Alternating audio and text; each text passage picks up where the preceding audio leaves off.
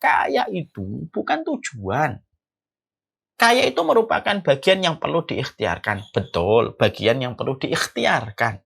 Tapi tidak aib kalau diri kita tidak menjadi kaya. في ليلة من الليالي لست أدري ما تراني ظلمة تغمرني يا رب. الأرض ضاقت والسماء وقلبي ما عرف الضياء والدمع بات يبكي يا إلهي يا إلهي يا إلهي يا إلهي يا إلهي.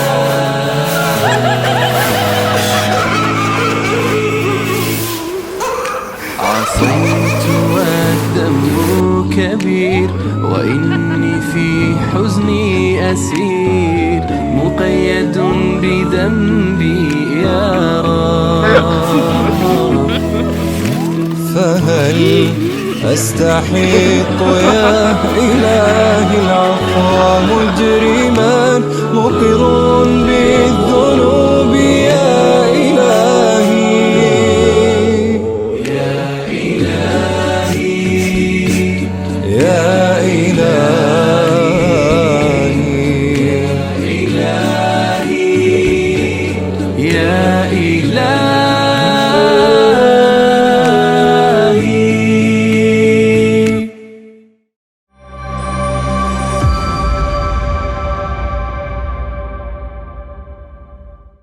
Assalamualaikum warahmatullahi wabarakatuh. Innal hamdalillah wassalatu wassalamu ala Rasulillah wa ala alihi wa sahbihi wa man tabi'ahum bi ihsan ila yaumil qiyamah. Kepada seluruh para santri, kepada seluruh para santriwati, para penuntut ilmu dimanapun kita berada, yang semoga Allah memberikan kepada kita kebaikan dan Allah memberikan kepada kita hati yang salim, hati yang baik. Karena sesungguhnya kita tidak akan mampu menandingi keutamaan yang Allah berikan kepada para sahabat Nabi, kepada para tabi'in, kecuali ketika kita memiliki hati yang salim. Karena sesungguhnya keutamaan hati yang salim itu bisa memberikan dampak yang luar biasa pada kedudukan kita dan posisi kita di hadapan Allah. Tidak ada yang Allah lihat pertama kali pada kehidupan manusia kecuali adalah hatinya. Apa yang difikirkan, apa yang terlintas pada jiwanya, apa yang difikirkan oleh hatinya, itulah pertama kali yang selalu dilihat oleh Allah dalam kehidupan manusia. Maka siapapun yang telah mendapatkan hati yang salim, maka sesungguhnya tidak ada tempat bagi dia bersyukur kecuali kepada Allah. Dan bagi kita yang merasa hati kita belum salim, semoga kita terus berupaya supaya menjadikan hati kita menjadi hati yang salim dalam perjalanan kita menuju kepada Allah. Karena amalan yang paling besar ketika ditimbang adalah amalan hati sebelum amalan zahir. Alhamdulillah, tentunya senang sekali kita pada kesempatan hari ini. Kita bersyukur kepada Allah atas seluruh nikmat yang Allah berikan kepada kita, sehingga kita selalu bersyukur kepada Allah dalam setiap perkara. Tidak semua perkara bisa kita miliki, dan tidak setiap apapun yang kita inginkan pasti kita dapatkan. Tapi yang jelas kita mampu bersyukur dari apapun yang Allah berikan pada kehidupan kita. Kunci kelapangan hidup bukan sebanyak apapun yang kita miliki, tetapi kunci kelapangan hidup sebanyak apa yang kita syukuri pada kehidupan kita. Karena kalau kita menganggap kunci kebahagiaan kita adalah mendapatkan apa yang kita mau, apa yang kita kehendaki, maka pada dasarnya sebanyak apapun yang kita mau, apabila kita mampu memilikinya tidak akan pernah melapangkan hati kita. Tetapi kunci kelapangan itu adalah kita bersyukur atas apa yang sudah Allah berikan kepada kita. Karena dengan kita banyak bersyukur, disitulah kita akan mendapatkan buah manisnya. Allah akan menyederhanakan keinginan kita pada kehidupan. Dan siapapun yang sederhana keinginannya, maka sesungguhnya siapapun yang sederhana di dalam keinginan, maka dia mudah untuk bahagia, mudah untuk lapang, mudah untuk ridho pada setiap apapun yang terjadi pada hidupnya ketika dia selalu bersyukur, dan syukur itu berkahnya adalah sederhana di dalam keinginan. Semoga kita pada kehidupan kita sederhana dalam keinginan. Tidak terlalu muluk-muluk ketika ingin memiliki barang. Tidak terlalu mewah-mewahan dengan merek-merek yang mahal ketika memiliki sesuatu. Karena itulah di antara kunci kebahagiaan yang kita peroleh pada kehidupan kita. Kepada Allah kita bersyukur, dan kepada Allah kita menggantungkan segala urusan kehidupan kita. Dan semoga Allah selalu menuntun kita di dalam kita bersyukur kepadanya dalam setiap titian kehidupan kita. Alhamdulillah, kita pada kesempatan hari ini akan melanjutkan pembahasan kita tentang tazkiyatun nafas. Tentunya setiap para penuntut ilmu, dimanapun kita berada, maka ada salah satu rumpun ilmu yang sejatinya wajib kita pelajari dengan utuh dan benar. Dan sesungguhnya salah satu rumpun ilmu yang wajib kita pelajari adalah tazkiyatun nafas. Bagaimana membersihkan hati kita, bagaimana membersihkan jiwa kita. Berulang-ulang kita belajar, berulang-ulang kita mengerti dan memahami bahwasanya organ tubuh yang paling cepat lelah yaitu adalah hati kita. Organ tubuh yang paling cepat letih itu adalah hati kita. Dan ketika kita paham bahwasanya hati merupakan organ tubuh yang paling cepat kotor, paling cepat lelah, maka kita harus memiliki perangkat ilmu bagaimana cara membersihkan hati kita dan mengistirahatkan hati kita supaya ketika hati kita mendapatkan porsi istirahat yang cukup dan mendapatkan maintenance kebersihan yang benar, maka itulah yang akan menjadi sumber kekuatan kita beramal solih ketika kita memiliki hati yang bersih. Nah, inilah yang menjadikan kita paham kenapa kita mempelajari tazkiyatun nafas. Kenapa materi ini penting sampai para ulama memberikan perhatian mereka dan konsentrasi prioritas di dalam kehidupan mereka untuk mempelajari tazkiyatun nafas. Karena sesungguhnya hati itu merupakan raja, di mana seluruh anggotanya terdiri dari tangan, mata, itu tergantung bagaimana hatinya. Dan ketika kita ingin mendapatkan kualitas dalam kehidupan kita adalah bagaimana kita memperhatikan kesehatan sang raja. Ketika sang raja baik, sang raja sehat, maka yang lainnya pun akan berjalan baik dan berjalan di dalam keridhaan Allah. Ketika hati sebagai pemilik atau sebagai sang raja memiliki kesehatan dan kebersihannya. Nah, inilah yang menjadikan kita mempelajari tentang tazkiyatun nafas supaya kita paham. Di dalam dunia penuntut ilmu, kita bukan hanya dituntut khusyuk di dalam sholat, bukan hanya dituntut banyak di dalam sedekah, kita bukan hanya dituntut supaya kita banyak di dalam puasa sunnah, tetapi ketika kita berada di dalam dunia penuntut ilmu, kita dituntut bagaimana bersih hati kita, bening jiwa kita di dalam penghambaan kita kepada Allah, dan itulah yang menjadikan kita mempelajari materi tazkiyatun nafas. Maka kita akan membahas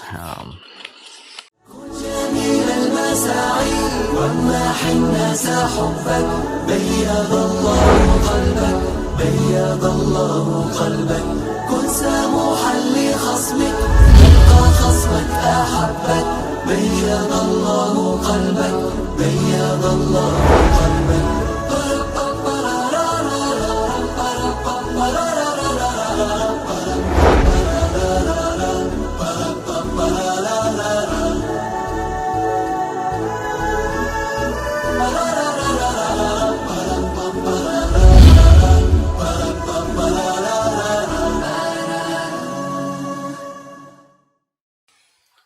yaitu tentang zuhud. Ini pada part yang terakhir, pada kesempatan hari ini kita akan membahas yang terakhir.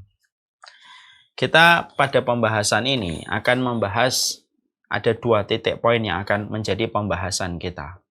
Yang akan menjadi pembahasan kita adalah bagaimana setelah kita mengetahui zuhud, bahwasanya zuhud itu merupakan sikap hati, dan bagaimana interaksi dan muamalah hati kita terhadap urusan dunia. Dan sesungguhnya zuhud itu bukan berarti dia harus miskin. Zuhud itu bukan berarti pakaiannya compang-camping dan harus pada kondisi yang jelek berantakan. Tetapi zuhud itu sikap hati, bagaimana dia memandang dunia sesuai dengan petunjuk yang disampaikan oleh Allah. Siapapun yang yakin kepada apa yang dijanjikan Allah daripada apa yang dijanjikan manusia, Siapapun ketika mendapatkan musibah lebih ingin mendapatkan balasan di akhirat dan tidak ingin mendapatkan balasan di dunia. Dan siapapun yang mereka ketika dipuji dan dicela maka tetap sama kondisi dan keadaannya, maka itulah orang yang zuhud. Orang yang zuhud adalah mereka yang selalu mampu menempatkan dunia pada porsinya. Dia tidak menceraikan dunia, tetapi juga tidak menjadi hamba dari dunia itu. Dan itulah kriteria zuhud yang sudah kita bahas dalam pertemuan kita sebelumnya, di mana zuhud itu adalah sikap hati terhadap dunia dengan sikap yang benar. Sekarang kita menuju kepada pembahasan yang terakhir dalam persoalan zuhud. Apa sih yang kita harus lakukan supaya kita mampu memiliki sikap hati yang zuhud pada kehidupan kita di dunia? Tentunya pembahasan ini menjadi pembahasan yang dibutuhkan oleh setiap dari kita, tak terkecuali saya. Karena kita hidup pada zaman materialisme dan kita hidup pada zaman finansial yang begitu menggurita pada setiap lini kehidupan. Hari ini, parameter kualitas kehidupan itu selalu diukur dengan banyaknya harta dan selalu dihitung dengan banyaknya fasilitas yang dia peroleh dan dia dapatkan. Dan ini menjadi sebuah hal yang berat ketika kita hidup pada zaman materialisme begitu kuat, kapitalisme begitu menggurita dalam setiap lini kehidupan kita, sampai menjadikan standar kehidupan kita selalu dilihat dari berapa banyak yang bisa kita kumpulkan dan berapa uang yang bisa kita kumpulkan, maka membicarakan tentang zuhud itu menjadi perkara yang berat dan bukan perkara yang ringan. Tapi ketika itu merupakan perkara yang berat, bagaimanapun kita harus paham, kita dituntut supaya kita zuhud. Karena keselamatan kita pada urusan akhirat itu sangat tergantung bagaimana keselamatan hati kita terhadap sikap zuhud yang harus dimiliki oleh seorang mukmin. Karena seorang mukmin itu harus memiliki sikap zuhud. Di mana sikap zuhud itu bukan berarti harus miskin, tetapi sikap zuhud itu menjadikan sederhana dalam urusan dunianya. Makanya inilah yang menjadikan kita harus paham, apa sih yang kita lakukan supaya kita mampu zuhud pada setiap jalan kehidupan kita. Para ulama lalu menyampaikan kepada kita, ada beberapa kunci yang harus diperhatikan kepada setiap para penempuh jalan kebaikan ketika dia ingin memiliki sikap hati supaya dia zuhud pada setiap jalan kehidupan. Yang pertama, tentunya seorang penempuh jalan kebaikan yang menginginkan hatinya memiliki sikap hati yang zuhud itu adalah yang pertama. Bagaimana setiap dari kita dituntut untuk selalu berdoa supaya kita betul-betul tidak menjadikan dunia menjadi obsesi terbesar dalam kehidupan kita. Dan tidak menjadikan ilmu, apa yang kita pelajari, ujungnya pada urusan dunia yang ingin kita kumpulkan. Ini harus kita pahami dengan benar. Karena doa itu bisa memberikan kepada kita sebuah kekuatan dalam perkara yang kita minta kepada Allah. Dan kekuatan yang kita minta kepada Allah itu kekuatan zuhud pada kehidupan kita di dunia. Dengan berbagai macam kondisi yang hari ini sangat bertentangan dengan keinginan kita ketika kita ingin zuhud pada kehidupan kita. Maka sikap yang pertama, sikap hati yang harus dilakukan itu banyaklah berdoa kepada Allah. Sebagaimana doa indah yang disampaikan oleh Rasulullah SAW di dalam satu riwayat. Ketika Rasulullah SAW berdoa kepada Rabb-Nya, Allahumma la taj'alid dunya akbaru hammina wa la mablagha ilmina. Maka salah satu doa yang dipanjatkan oleh Rasulullah SAW adalah, ya Allah, janganlah engkau menjadikan dunia obsesi terbesar kehidupan kami. Dan janganlah engkau menjadikan dunia itu merupakan puncak dari pencapaian ilmu kami. Dan itu yang kita minta kepada Allah. Karena tidak ada yang bisa membentengi hati kita, jiwa kita yang memiliki kecondongan pada potensi buruk untuk mencintai dunia secara berlebihan, kecuali yang mampu menjaga kondisi hati kita ketika hati kita terbolak-balik di antara jari jemarinya Allah, kecuali kita minta tolong sama Allah. Ya, sekali lagi ini yang kita minta kepada Allah, supaya kita tidak memiliki kecondongan untuk menjadikan dunia menjadi obsesi terbesar dalam kehidupan kita, dan kita bangga dengan pencapaian dunia yang kita miliki. Dan ini tidak bisa kita lakukan kecuali mendapatkan pertolongan dari Allah semata. Kita semuanya paham betul. Hawa nafsu kita tuh selalu menyuruh kita untuk meninggalkan sikap zuhud. memperlihatkan kemewahan, memperlihatkan kekayaan, memperlihatkan barang merek yang kita miliki dan kita dapatkan. Yang sejatinya semua perkara itu bertentangan dengan konsep zuhud manusia. Saya ingatkan semuanya. Menjadi kaya itu merupakan perkara yang kita syukuri. Menjadi kaya itu perkara yang kita syukuri. Tetapi memperlihatkan kemewahan yang kamu miliki, itu bukan sesuatu yang dicontohkan oleh orang solih di agama ini. Saya ulang kembali. أكون بالقيم العظيمة جدولا نسقي الحياة محبة وفعالا هي هكذا قيم النجاة تحثني فأخوض فيها للنجاة نزالا هي هكذا قيم النجاة تحثني فأخوض فيها للنجاة نزالا لا تسأل المقدام عن سبل العلا ستراه طيرا بالعزيمة جاء أسمو وأجتاز السماء جلالا فأزيد أسراب الغيوم جمالا وألون الدنيا بأجمل بسمة وأكون للخير العميم مثالا. Kalaupun ada di antara kita memiliki kekayaan, itu hal yang disyukuri. Karena kekayaan merupakan bagian dari irisan takdir. Tapi memperlihatkan kemewahan dan kekayaan yang kamu miliki dengan barang-barang yang kamu beli dengan harga-harga melangit dan kamu perlihatkan itu, supaya tujuannya untuk menetapkan posisimu yang tinggi di hadapan manusia, itu sesuatu yang tidak boleh dilakukan sama orang solih pada agama ini. Ya. Maka inilah yang menjadikan kita akhirnya ketika kita merasa bahwasanya begitu banyaknya perkara yang bisa menjadikan diri kita terseret kepada urusan dunia dengan segala macam pernak-perniknya, perhiasan dunia itu, maka mintalah kepada Allah supaya kita tidak tertipu dengan pesona dunia, supaya kita tidak sampai menjadikan dunia obsesi terbesar kehidupan kita, sampai menjadikan dunia merupakan puncak dari segala amal yang kita lakukan. Jangan sampai dunia menjadi tempat kita menghabiskan waktu, dan dunia menjadi niat dari apa yang kita lakukan dalam ilmu dan ibadah yang kita lakukan. Dan itu tidak bisa kita lakukan kecuali meminta pertolongan kepada Allah, karena pada dasarnya yang menggenggam hati kita adalah Allah. Karena pada dasarnya yang menggenggam hati kita adalah Allah. Dan sesungguhnya bisa yang dimiliki oleh dunia itu jauh lebih parah daripada bisa apapun. Karena setan itu bisa libur. Kalau manusia sudah gandrung kepada urusan dunia, maka sesungguhnya setan tidak banyak bekerja untuk menggoda manusia itu di dalam kesesatan ketika manusia itu sudah gandrung terhadap dunia. Karena kecintaan dia kepada dunia bisa mengarahkan kepada banyak kerusakan yang disadari atau tidak disadari. Berdoalah kepada Allah supaya kita tidak menjadikan dunia itu obsesi terbesar kehidupan kita. Makanya ini kita harus paham.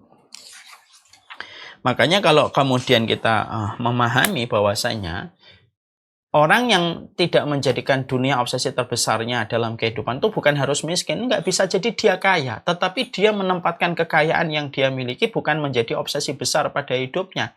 Kekayaan yang dia miliki merupakan bagian dari irisan takdir ketika dia berusaha dan berikhtiar dimudahkan untuk mendapatkan kekayaan itu.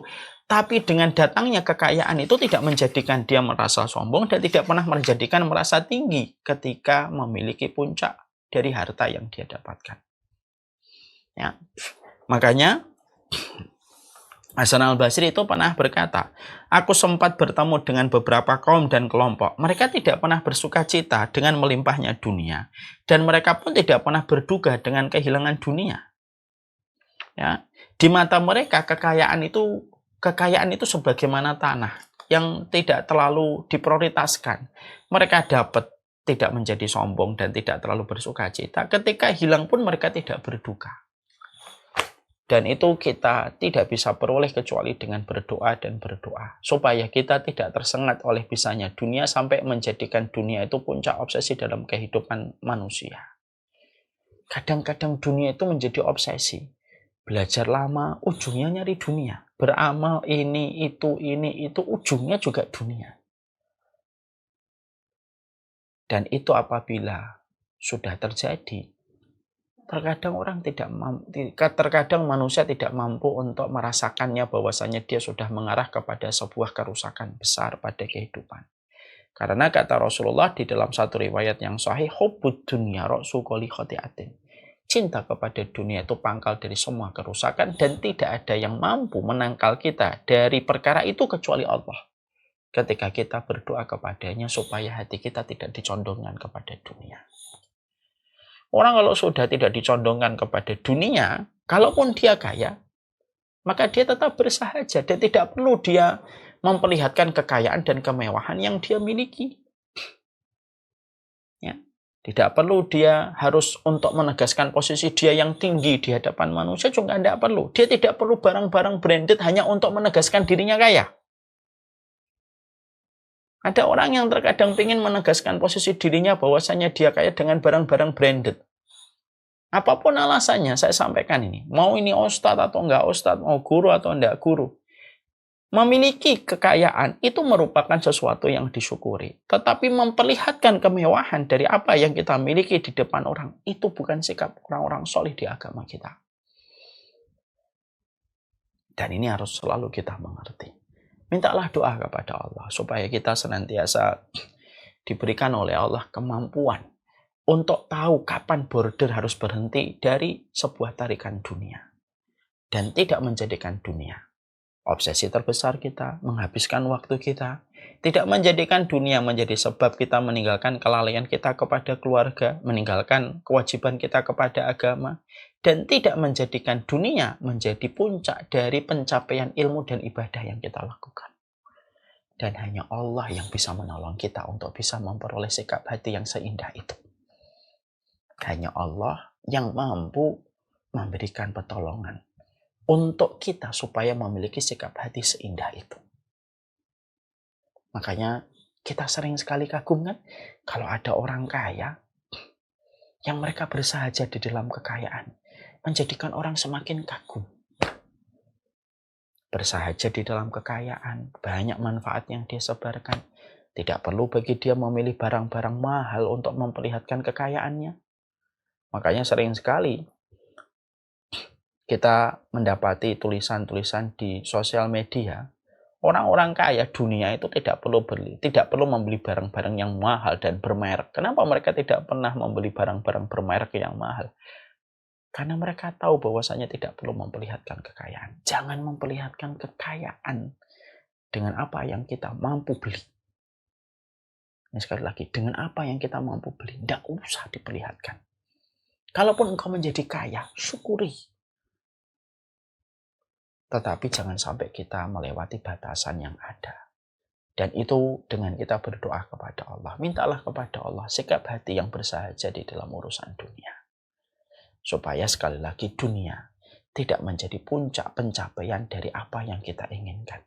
Tidak menjadi puncak dari keinginan kita beramal dan tidak menjadi puncak dari apa yang menjadi obsesi yang kita lakukan hanyalah ujungnya untuk membicarakan profit yang ingin kita kumpulkan. Ya ilahal wujud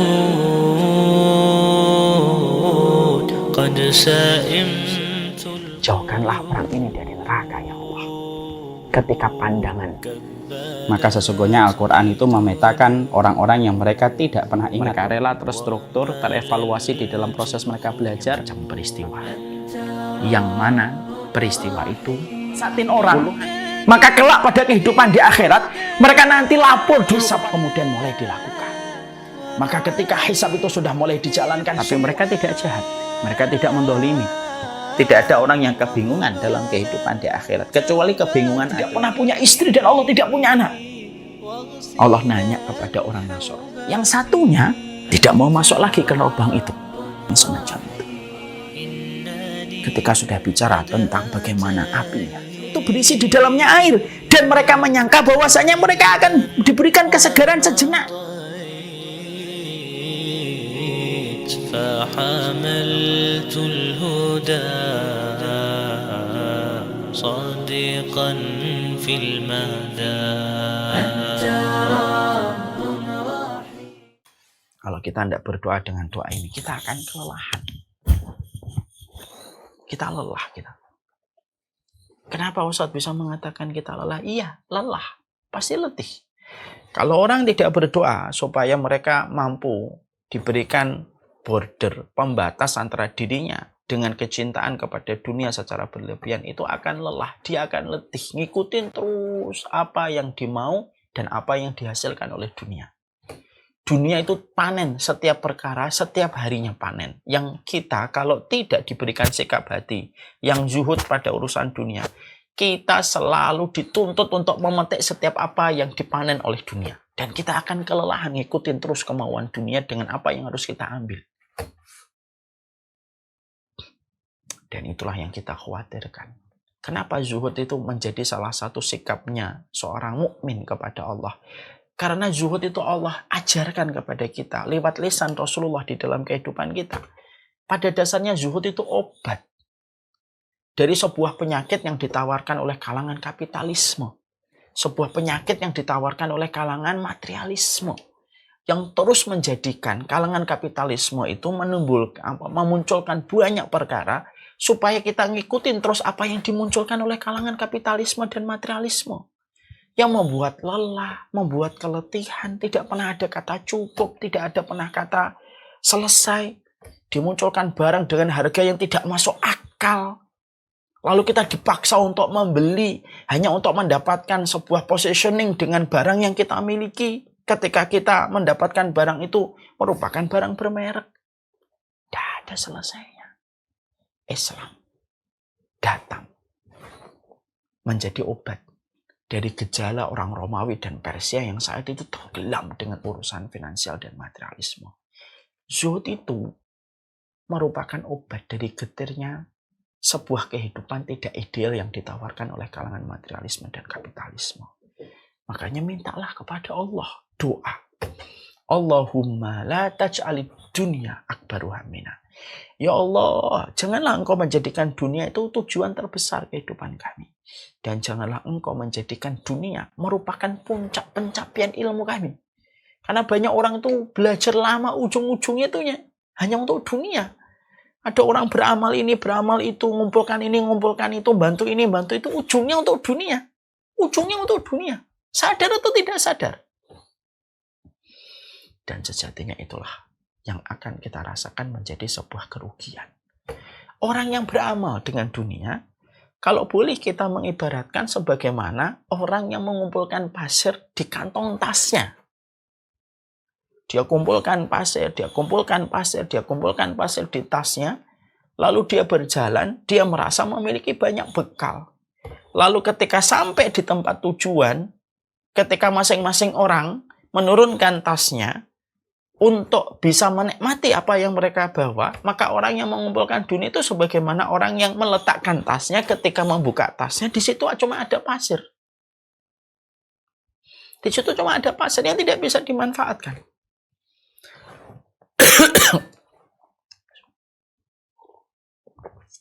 Maka jadilah kerusakan demi kerusakan kita dapatkan ketika kita tidak menjaga betul pada posisi kita supaya kita diberikan sikap hati oleh Allah supaya kita selalu zuhud pada setiap perjalanan kehidupan kita.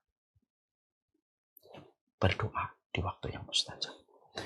Yang kedua, yang harus kita lakukan dan harus kita mengerti adalah keyakinan kita.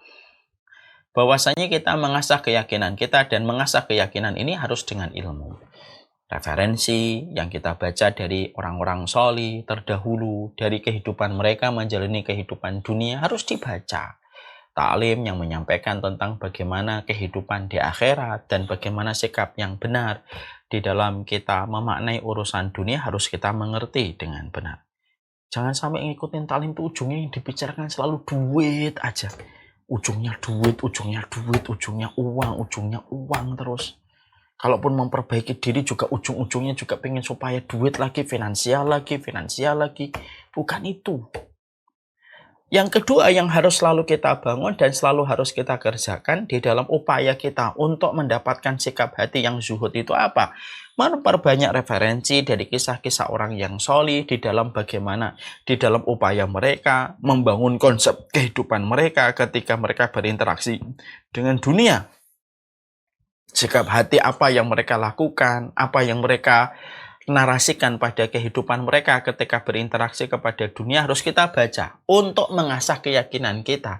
Karena keyakinan itu terkadang terasah dengan kisah-kisah nyata yang terjadi di antara orang-orang soleh sebelum kita hidup. Makanya salah satu di antara perkara yang cukup menenangkan adalah perkataan Hasan al-Basri. Beliau itu mengatakan, alim tu bi anna rizqi la ya'khudahu ghairi fatma'an tu qalbilahu. Ada seorang ulama yang berkata ketika dia menceritakan narasi dalam hidupnya. Beliau berkata, saya itu tahu bahwasanya rezeki saya itu tidak mungkin diambil orang. Maka aku merasa tenang di dalam mencarinya ketika aku tahu bahwasanya rezekiku tidak akan diambil orang. Jadi aku ngoyo sampai malam dijadikan siang, siang dijadikan malam. Tidak peduli halal dan haram. Kenapa? Aku tahu rezekiku tidak mungkin diambil orang. Maka aku merasa tenang. Aku juga tahu bahwasanya amalku tidak bisa diwakilkan kepada orang lain. Makanya aku menyibukkan dengan amalku. Aku tahu tidak ada tempat yang aku bisa sembunyikan ketika melakukan maksiat. Makanya aku malu ketika berbuat maksiat ketika pada tempat yang tidak dilihat oleh Allah. Dan aku tahu bahwasanya kematian itu menungguku. Dan aku mempersiapkan apa bekal yang harus aku persiapkan sebelum bertemu dengan Allah. Ini kan narasi. Ini akan mengasah keimanan kita kepada urusan dunia. Dan bagaimana yang harus kita lewati pada urusan berikutnya. Karena bagi orang yang beriman, ketika mereka memiliki sikap zuhud, orang yang zuhud itu yakin. Mereka itu mencari dunia, tetapi dunianya yang dicari bukan konteksnya ketika hidup, tapi nanti ketika di akhirat. Kebahagiaan yang mereka cari itu mereka fokus pada kebahagiaan babak yang kedua, yaitu kebahagiaan kita di akhirat. Makanya narasi ini ketika kita kaji, kita pelajari pada kehidupan kita, ketika kita ingin memiliki sikap zuhud itu tidak meruti. Sikap zuhud itu nggak bisa laduni, tiba-tiba datang. Tiba-tiba kita memiliki sikap zuhud, nggak bisa. Sikap zuhud itu harus diasah keimanan kita dan keyakinan kita. Mendapatkan referensi ilmu yang benar, mengkaji bagaimana para ulama ketika berinteraksi dengan syariat. Dan bagaimana mereka berinteraksi dengan petunjuk syariat pada urusan dunia.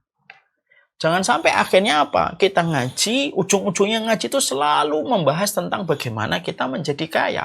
Kaya itu bukan tujuan. Kaya itu merupakan bagian yang perlu diikhtiarkan. Betul, bagian yang perlu diikhtiarkan. Tapi tidak aib kalau diri kita tidak menjadi kaya.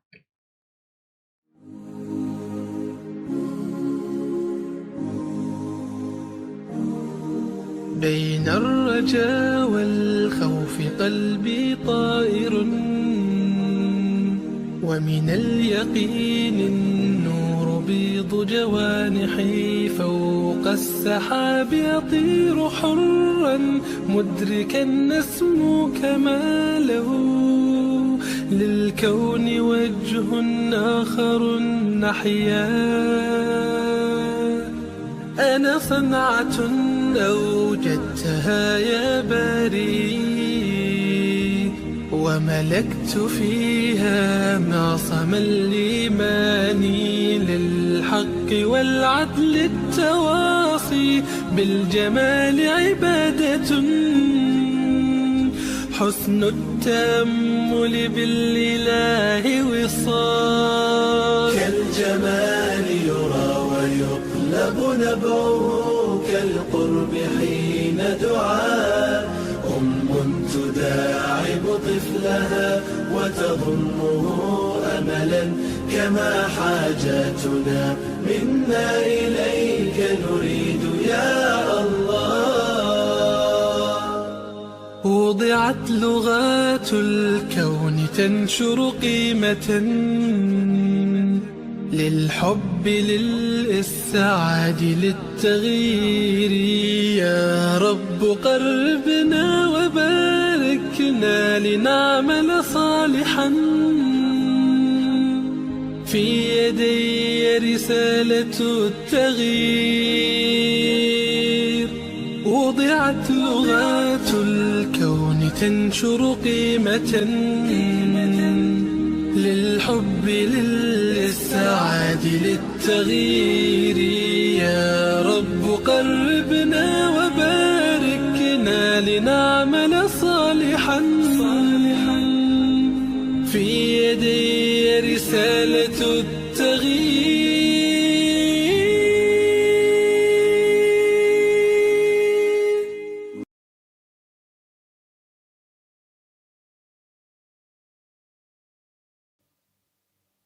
Dan tidak menjadi dosa kalau diri kita fakir. Kalau memang sudah berusaha. Dan memang irisan kekayaan dan kemiskinan itu merupakan bagian dari sebuah fitrah kehidupan. Kalau kita sering menyampaikan bahwasanya seorang muslim itu harus kaya, seorang muslim harus kaya, saya khawatir kalau kalimat ini terlalu melampaui batas, tidak sesuai dengan takaran, anak khawatir bahwasanya akhirnya orang nanti menganggap dirinya itu tidak baik ketika tidak bisa menjadi kaya. Makanya ketika kita mempelajari kembali ilmu adalah bagaimana ilmu ini mengarahkan kepada kita sikap hati yang benar di dalam menempatkan urusan dunia. Dengan kita mempelajari biografi orang-orang solih, dengan narasi-narasi yang mereka miliki pada kehidupan ketika mereka berinteraksi dengan dunia. Narasi itu harus dibaca, narasi itu diterjemahkan, narasi itu diselami, supaya betul-betul kita paham bagaimana berinteraksinya kita dalam urusan dunia. Sekarang tidak menutup banyak perkara yang kita sering jumpai adalah banyak sekali hal-hal yang dikaji, dipelajari. Sekali lagi, ujung-ujungnya itu adalah masalah finansial. Bukan itu tidak boleh. Boleh. Tetapi sekali lagi, kekayaan itu tidak menjadi tujuan pada kehidupan.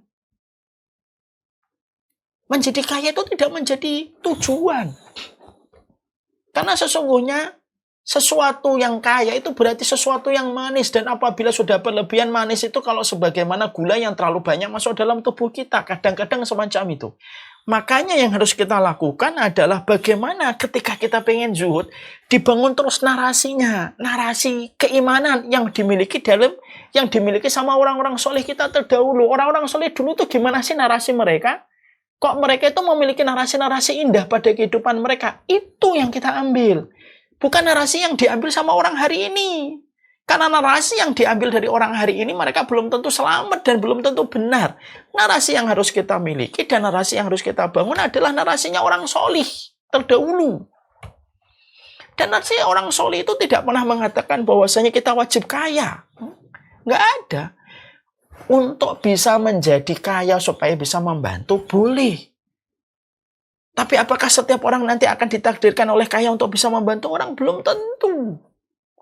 Yang kita perlukan adalah apa sih yang kita harus pandang dalam urusan dunia itu. Salah satunya ini yang tadi kita sampaikan dari perkataan Hasan al-Basri. Saya tahu dunia itu tidak akan diambil orang. Makanya saya tenang pada kehidupan saya.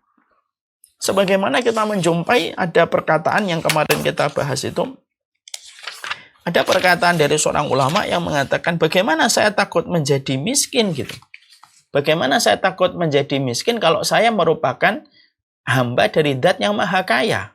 Ya. Maka ini kita pelajari. Jadi bagaimana para ulama terdahulu di dalam membangun konsep hati mereka berinteraksi pada dunia itu harus kita miliki. Sikap itu harus kita baca, harus kita selami, harus kita mengerti dengan benar. Supaya narasi-narasi itu mampu kita ambil menjadi narasi kehidupan kita. Supaya kita akhirnya bisa memiliki sikap hati untuk zuhud pada urusan dunia. Makanya mempelajari kisah orang soleh itu penting. Dan salah satu buah manis dari mempelajari kisah orang soleh itu adalah menjadikan kita tahu apa yang harus kita lakukan. Dalam kisah orang soleh terdapat kehidupan bagi mereka yang mengambil kisah itu dengan jujur. Ini yang kedua. Jadi yang kita harus paham, ini merupakan perkara yang kedua. Untuk membangun keutamaan kita di dalam kita melakukan perbuatan zuhud itu adalah memahami betul narasi-narasi orang-orang solih di dalam interaksi mereka ketika berinteraksi, memandang kepada dunia yang ada pada kehidupan mereka. Ini yang kedua. Yang ketiga, yaitu adalah orang yang kita harus mengerti adalah sikap zuhud itu adalah tentunya orang yang ingin zuhud pada urusan dunia itu paham senikmat-nikmatnya urusan dunia yang kita mampu peroleh dan apapun yang kita dapatkan, maka bandingan kenikmatan di dunia itu tidak akan sebanding dengan kenikmatan kelak di akhirat yang Allah persiapkan. Nah, ini harus diimani nih. Artinya harus mengimani betul bahwasanya kita selaku manusia memiliki dua babak. Ada babak yang pertama pada kehidupan di dunia, ada babak yang kedua. Babak yang pertama, seburuk apapun kita dalam urusan dunia, itu bukan berarti berakhir semuanya, karena masih ada babak yang kedua. Senikmat apapun kita pada kehidupan kita pada babak yang pertama, itu tidak menjadikan itu berhenti, tidak menjadikan kita akhirnya pasti nikmat, karena ada babak kedua yang sejatinya akan menunggu kita. Babak yang kedua itu tidak tergantung kekayaan kita dan tidak menjadi terpuruk dengan kemiskinan kita. Karena urusan akhirat itu tidak dipengaruhi oleh kekayaan kamu dan urusan akhirat tidak dipengaruhi oleh kemiskinan kamu. Kalau kita tahu bahwasanya kita menuju kepada babak yang kedua dan babak yang kedua tidak terpengaruh dengan kekayaan dan kemiskinan kita, karena itu tergantung dengan amalan kita dan bagaimana sikap kita yang kita jalani pada ibadah kita kepada Allah ketika di dunia, maka ketika kita paham babak yang kedua yang menjadi masa depan bagi orang yang beriman tidak terpengaruh dengan kekayaan dan kemiskinan kita di dunia, itu yang menjadikan kita tidak akan mendewa-dewakan dan tidak akan menganggap kemuliaan pada apa yang kita miliki. Kita tidak akan memuliakan itu, tidak mengagung-agungkan itu. Kenapa? Kita tahu kok, kita mengerti kok, urusan akhirat itu tidak tergantung kekayaan dan kemiskinan kita. Jadi yang miskin tidak usah sedih. Bukan berarti kalau kamu miskin berarti akhiratmu menjadi buram. Kalaupun kaya, jauhlah sombong. Karena sesungguhnya kehidupan akhirat itu belum tentu kekayaan yang kamu miliki bisa membawa kebaikan pula dalam kehidupan di akhiratmu. Lah kalau kita paham bahwasanya kita akan mendatangi hari akhir dan hari akhir tidak terpengaruh dengan kekayaan dan kemiskinan kita, maka kita akan bersahaja dengan apa yang kita miliki. Dengan apapun yang kita dapatkan. Terlebih lagi kita juga mendapati dalam beberapa riwayat bahwasanya orang ketika semakin lapang dunianya sebagaimana orang yang berbelanja. Orang kalau semakin banyak dia belanja, semakin banyak dan semakin lama dia menunggu dan menghitung barang-barang itu di depan kasir. Akhirnya kalau orang sudah memiliki sebuah keimanan semacam itu, keimanan itu yang menjadikan kita kalaupun dapat juga tidak sombong dan tidak perlu diperlihatkan apa yang sudah kita miliki. Kalaupun kita luput juga tidak terlalu sedih. Kenapa? Ya memang urusan ke akhirat tidak tergantung sama kekayaan dan kemiskinan kita kok. Makanya Hasan Al-Basri memberikan kepada kita sebuah sikap yang baik. Sikapnya apa Hasan Al-Basri? Kalau kamu menjumpai orang itu, kalau kamu menjumpai seseorang, itu melampaui kamu, mengungguli kamu dalam urusan dunia. Kalau ada orang yang mengungguli kamu dalam urusan dunia, maka katakanlah sama dirimu, saya akan mengungguli dia dalam urusan akhirat. Itu obat, semacam itu tuh menjadi obat.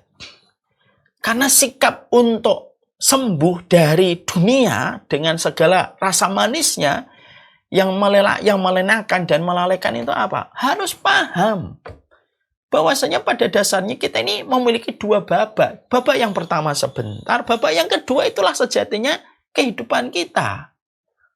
Makanya ketika kita mendapati pada urusan dunia, maka kata Hasan Al-Basri untuk menyembuhkan supaya kita tidak ngejar atas nama dunia dengan seluruh pencapaian yang ingin kita dapatkan, dan tidak menstandarkan bahwasanya kalau kamu kaya berarti kamu dikasihi sama Allah, kalau kamu miskin berarti tidak dikasihi oleh Allah, itu kita harus paham.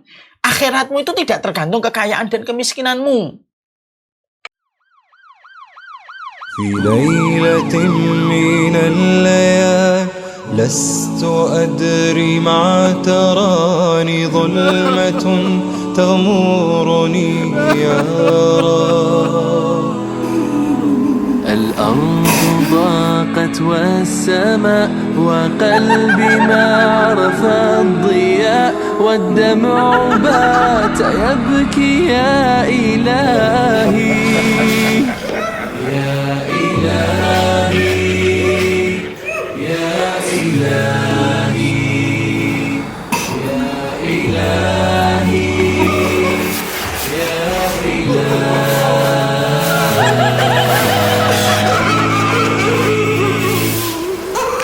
عصيت والذنب كبير وإني في حزني أسير مقيد بذنبي يا رب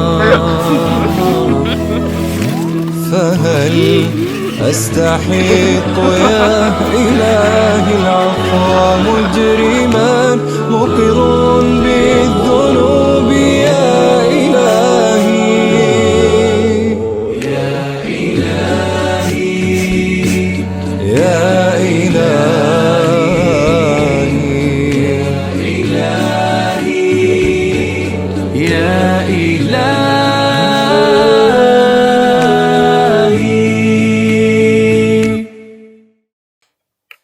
Jadi ingat ya, hati-hati.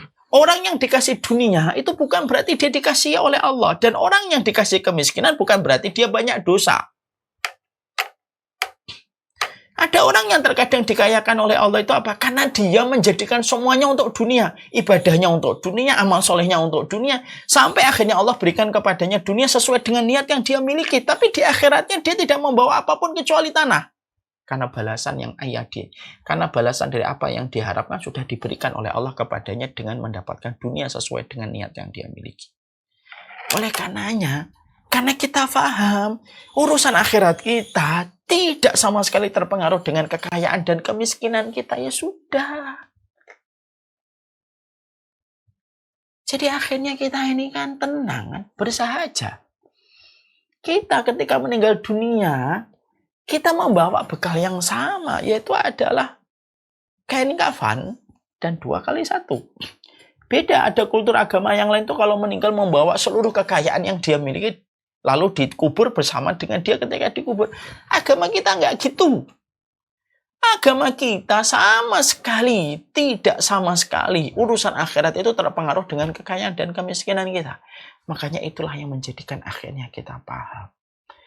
Ketika kita paham urusan akhirat sejatinya jauh lebih besar daripada urusan dunia, maka urusan kita berada di ruang tunggu dunia itu harusnya tidak menjadi masalah besar dari apapun yang terjadi. Karena apa? Karena itu hanyalah sebagaimana sepenggal waktu di ruang tunggu, yang tentunya kita akan melanjutkan pada perjalanan berikutnya di babak yang kedua. Dan babak kedua itu yang paling penting. Apakah kalau kamu kaya, berarti akhiratmu menjadi lapang gitu? Enggak kok. Apakah kalau miskin, lalu akhirat kita menjadi buram? Enggak kok.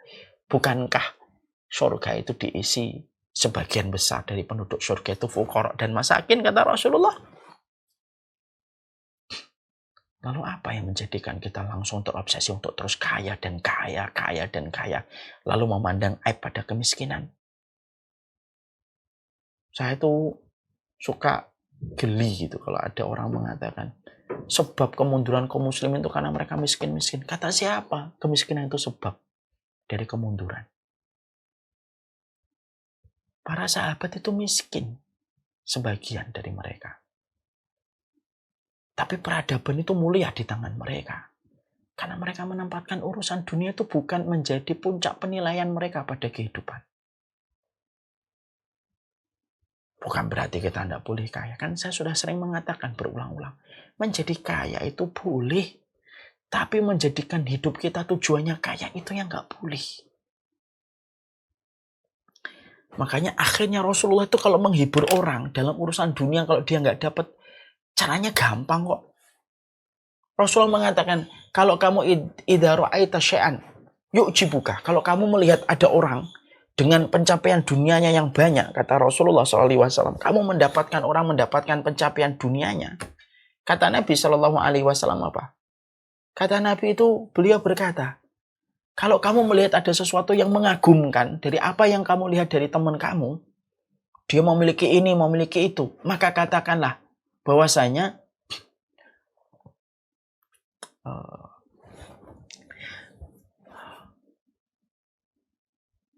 saya lupa itu. Rasulullah SAW itu menyampaikan, jadi kalau ada kita melihat bahwasanya kehidupan dunia itu kita jumpai dari orang, maka katakanlah bahwasanya dunia akhirat itu lebih baik.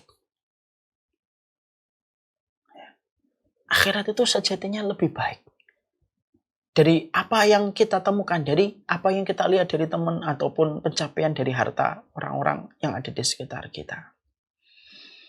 Jadi itu yang menjadikan kita akhirnya memahami betul.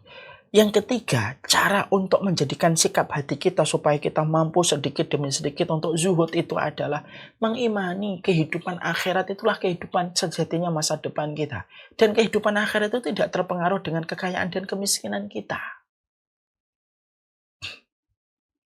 Dan itu bisa membantu hati kita untuk kembali. Sikap hatinya zuhud. Ya. Tidak menjadikan kekayaan menjadi tujuan, tidak mencela kemiskinan yang dia peroleh, kefakiran yang dia dapatkan. Itu yang ketiga. Yang keempat, sikap hati supaya kita senantiasa mampu zuhud tentunya adalah bergaul, berkumpul dengan orang-orang solih di dalam kehidupan mereka.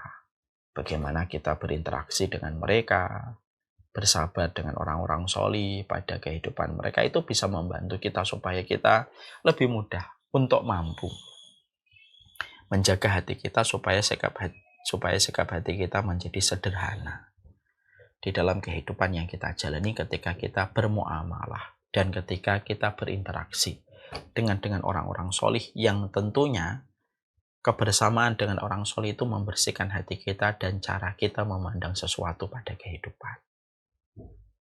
Nah, ini yang kita harus paham. Kita harus mengerti ya, teman itu sangat mempengaruhi kita.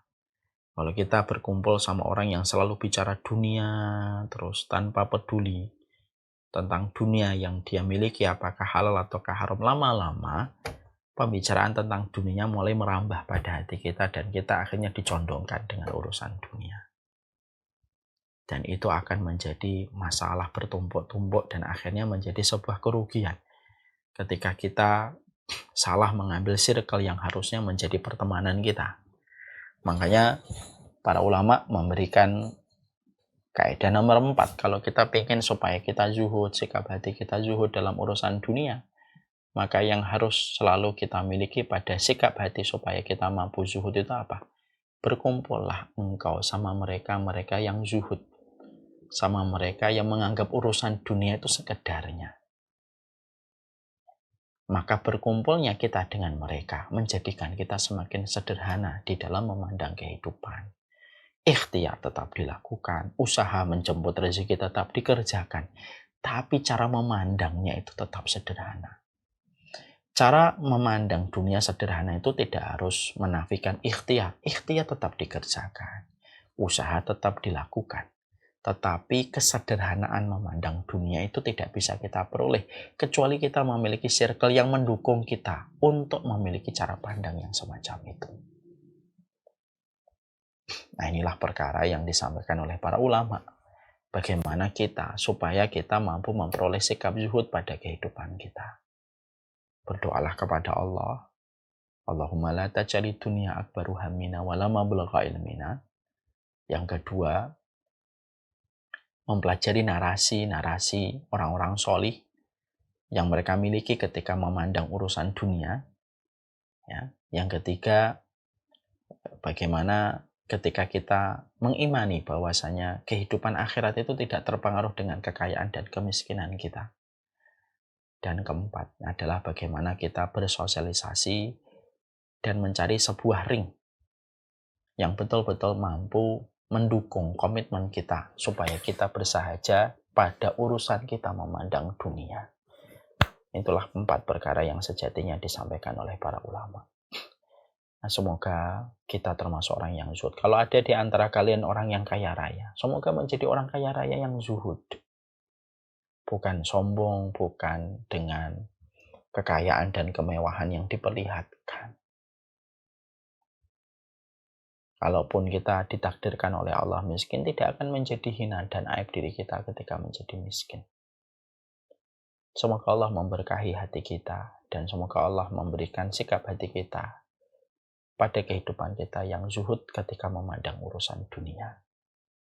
Tidaklah orang mendapatkan keselamatan akhiratnya, kecuali mereka memiliki sikap zuhud pada setiap urusan yang dia lewati pada urusan dunianya.